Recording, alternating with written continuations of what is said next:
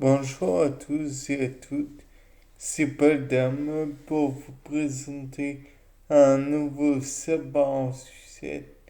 Et dans le cas présent, je voudrais vous proposer une hypothèse qui n'a pas été encore vérifiée, à savoir que pour tester dans un grand groupe d'individus animaux, euh, un groupe, dans ce groupe, quelques individus en somme, sont désignés ou classés comme une sous-catégorie, donc elle doit se soumettre aux autres individus pour finalement tenter tout ce qui est déplaisant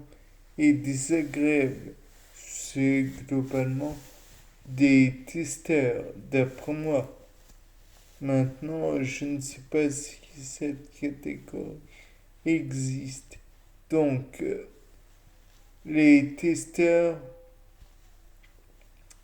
doivent, pour échapper à la colère des dominants, en somme, on pourrait, c'est peut-être la catégorie que l'on appelle les soumis, vont être soumis donc à la domination et vont devoir tenter toutes les,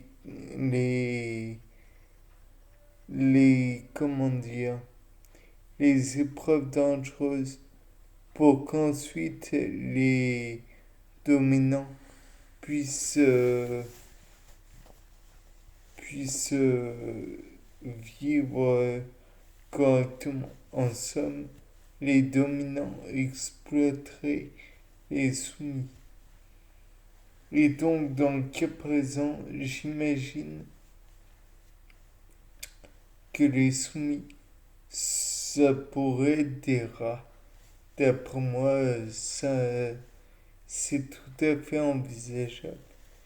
Donc, les soumis pourraient par exemple tenter l'expérience de consommer les, comment dire, les aliments nouveaux, ceux qui sont dangereux, puisque nouveau, le vivant cherche le plus souvent à rester vivant et la nouveauté dans symbole, signe de danger.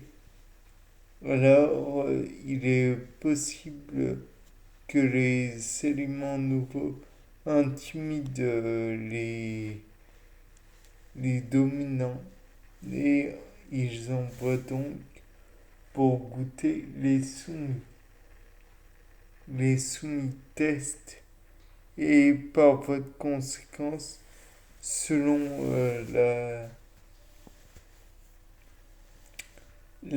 comment dire, le résultat, alors le dominant mange lui aussi, mais tout, il va laisser, selon le danger qu'il a ressenti, une certaine, un certain temps afin de d'être sûr que selon l'odeur, selon certains indices olfactifs qui pourraient être autour, euh, engendrant une crainte du genre l'odeur d'une personne, d'un être humain qui aurait déposé le poison juste là pour tuer les rats.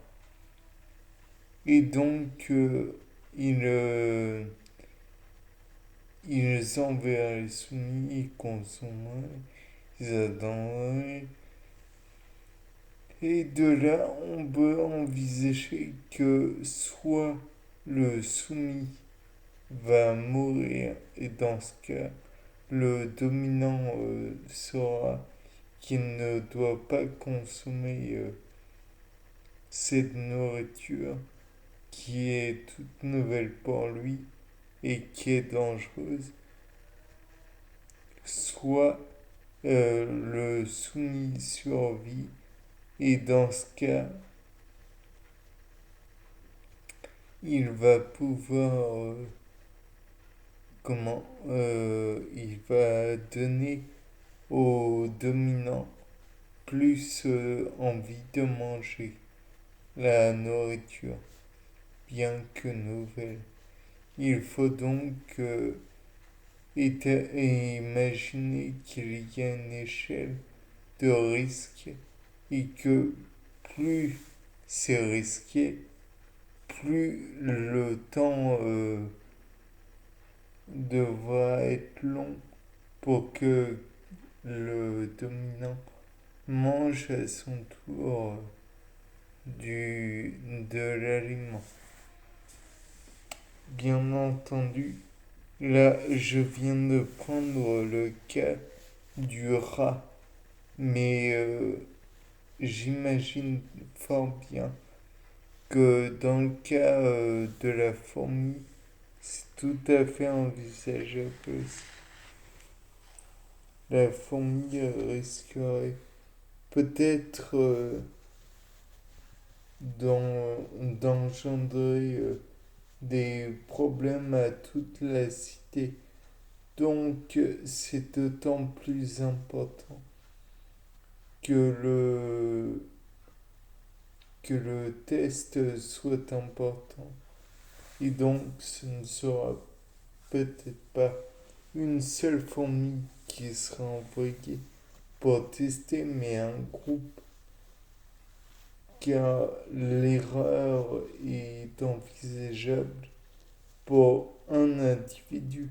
En revanche, pour plusieurs individus, ça l'est de moins en moins. Le risque est donc moins important. Et selon l'échelle des risques, dans ce cas, l'aliment pourrait être consommé à plus ou moins long terme. Enfin, vous m'avez compris.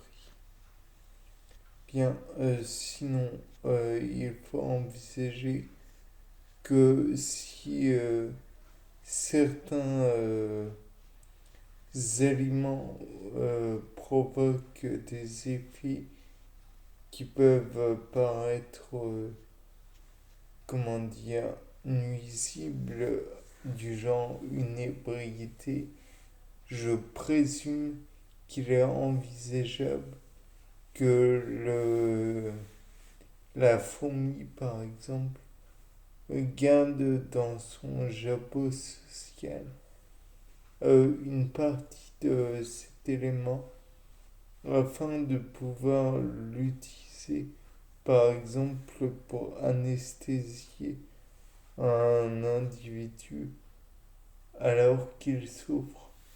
Car, rappelons-le, la fourmi est un individu social.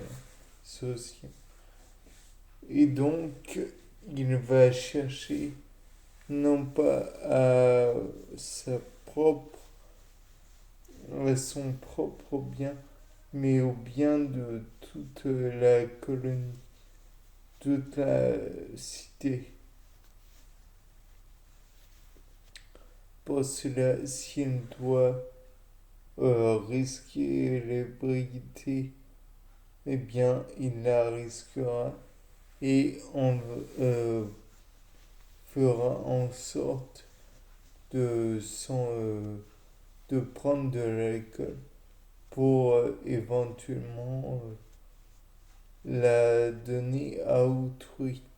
De plus, je pense que les fourmis sont tout à fait capables de reconnaître les effets d'une plante médicinale.